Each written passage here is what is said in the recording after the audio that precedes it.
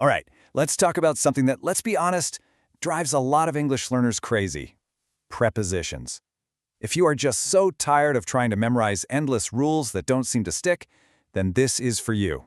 Yeah, does this feel familiar? You're just trying to speak clearly, and suddenly you're second-guessing yourself. Should it be at, in, on? It's a super common headache, and trust me, you are definitely not alone. So let's actually name this thing. I like to call it the preposition problem. You know, it's that feeling of being stuck that comes from a few really specific worries. And today, we're going to solve it. I mean, does this sound like what's going on in your head? This idea that there are just hundreds of prepositions, and each one has its own secret, complicated rule? And of course, that fear that if you pick the wrong one, you'll sound completely unnatural. It's exhausting. But what if that whole story isn't quite right? But here's the thing. There's some really good news. There is a much, much simpler truth hiding under all that complexity. It's time to just cut through all that noise and focus on what really truly matters. And here it is, the big secret. You absolutely do not need to memorize every single preposition out there. In your real everyday life, at work, talking with friends, you're basically just using the same small handful of words over and over and over again. So just how small are we talking? Well, it all comes down to this number. 8. That's it.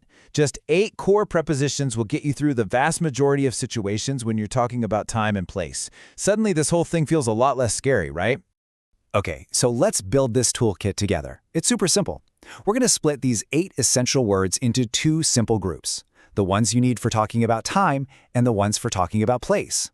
And the great thing is, there's a real logic to it, especially for time. I want you to think about it like you're zooming in with a camera. We use at for the most specific, exact point, right? At 9 o'clock. We zoom out a little for on, that covers a whole day, like on Monday. Then we zoom out even more for in, which is for bigger chunks of time, like in the morning or in July. And then you've got for, which measures how long something lasts, for 2 hours. And since, which just marks the beginning. Since last week. Simple. And you know what? The toolkit for place is even easier. We only need 3. You use at for a general location or an activity, like being at work or at the conference.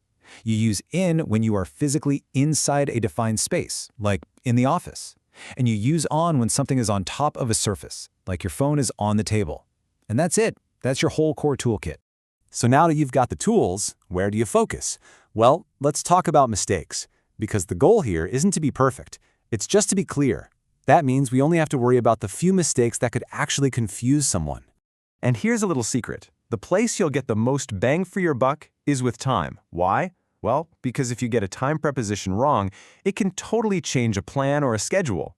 Saying a meeting is in Monday instead of on Monday just creates this little mental speed bump for the person listening to you. Let's look at this classic example. I have a meeting in Monday. Now, will people understand you? Probably, but it sounds just a little off. The clear, natural way to say it is on Monday. Why? Because just like in our toolkit, we use on for specific days of the week. Okay, this next one is a huge one. It's the difference between for and since. Saying I worked here since 2 years is a really common mix-up. Just remember, since is like putting a pin on the calendar. It marks the start time, like since 2022. For measures the total length of time. So the correct way is, I worked here for 2 years. Getting this right makes a big difference. And finally, sometimes a preposition is just part of a fixed phrase, like a little package deal you learn together. For example, you could say, I am meeting now, and people will get it. But the completely natural standard phrase is, I am in a meeting now. That tiny word in is just a crucial part of that whole expression.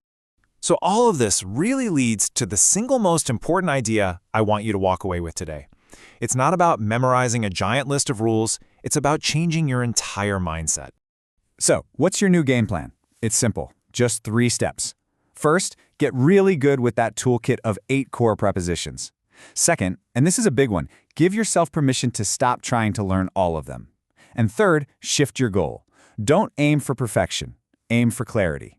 Let's just let this sink in for a second. The goal is clarity, not perfection. Remember, these words are just tools to help you connect with people. They are not a test you have to pass with a perfect score. If people understand your message, you've already won. So my question for you is this. With this new, simpler toolkit in your back pocket, what's one thing you can communicate more clearly, starting today? Maybe it's a meeting time, a project deadline, or just telling someone where you are. Pick one thing and go try it out. You've got this.